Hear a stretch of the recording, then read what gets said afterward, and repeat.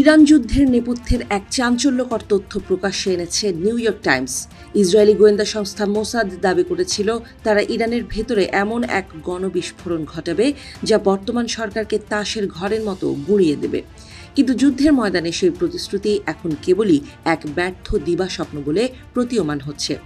প্রতিবেদনে বলা হয়েছে, যুদ্ধের ঠিক কয়েকদিন আগে ইসরায়েলি প্রধানমন্ত্রী বেনিয়ামিন নেতানিয়াহুর সঙ্গে রুদ্ধদ্বার বৈঠকে বসেন মোসাদ প্রধান ডেভিড বার্নিয়া।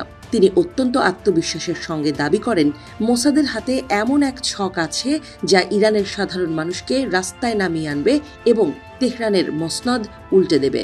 এই গ্যারান্টির উপর ভিত্তি করেই নেতানিয়াহু মার্কিন প্রেসিডেন্ট ডোনাল্ড ট্রাম্পকে সরাসরি যুদ্ধে নামার জন্য প্ররোচিত করেন। জানুয়ারির মাঝামাঝি সময়ে বার্নিয়া ওয়াশিংটন সফর করে মার্কিন কর্মকর্তাদের কাছে এই পরিকল্পনা তুলে ধরেন। যদিও মার্কিন সামরিক গোয়েন্দা সংস্থা এবং ইসরায়েলি সেনাবাহিনীর গোয়েন্দা শাখা আমান এই পরিকল্পনার কার্যকারিতা নিয়ে শুরু থেকেই সন্দিহান ছিলেন। কিন্তু ট্রাম্প এবং নেতানিয়াহু সেই সংশয়কে পাশ কাটিয়ে মোসাদের গোয়েন্দা কৌশলের ওপরই ভরসা রাখেন। মোসাদের সেই গোপন পরিকল্পনার মূলে ছিল ইরানের শীর্ষ নেতা। তাদের ধারণা ছিল, নেতৃত্বের শূন্যতা তৈরি হলে এবং সাথে কয়েক দফা গোপন অপারেশন চালালে সাধারণ ইরানিরা বিদ্রোহ শুরু করবে।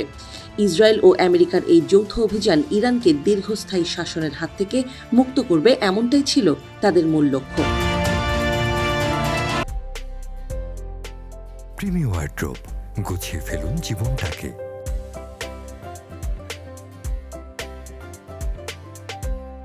যুদ্ধের সূচনায় ট্রাম্পের দেয়া এক ভিডিও বার্তায় এই পরিকল্পনার স্পষ্ট প্রতিফলন দেখা গিয়েছিল।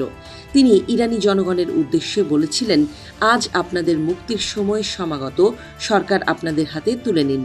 কিন্তু যুদ্ধের ডামাডোলে সেই মুক্তির ঘণ্টা শেষ পর্যন্ত আর বাজেনি, বরং সাধারণ মানুষের ক্ষোভ ভিন্ন দিকে মোড় নিতে শুরু করে।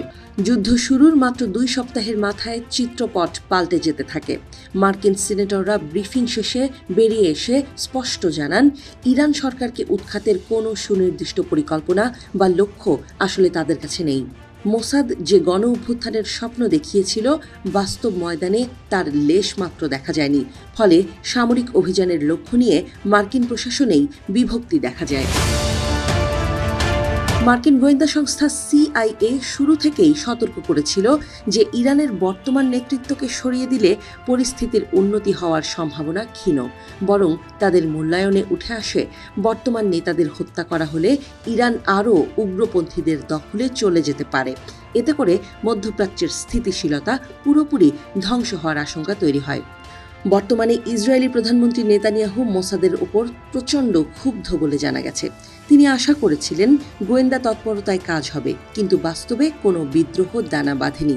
নিরাপত্তা বৈঠকে তিনি আশঙ্কা প্রকাশ করেছেন, মোসাদের অপারেশন ব্যর্থ হলে ট্রাম্প যে কোনো সময় যুদ্ধের সমাপ্তি ঘোষণা করতে পারেন, যা ইসরায়েলকে এক কঠিন রাজনৈতিক ও সামরিক চ্যালেঞ্জের মুখে ফেলে দেবে।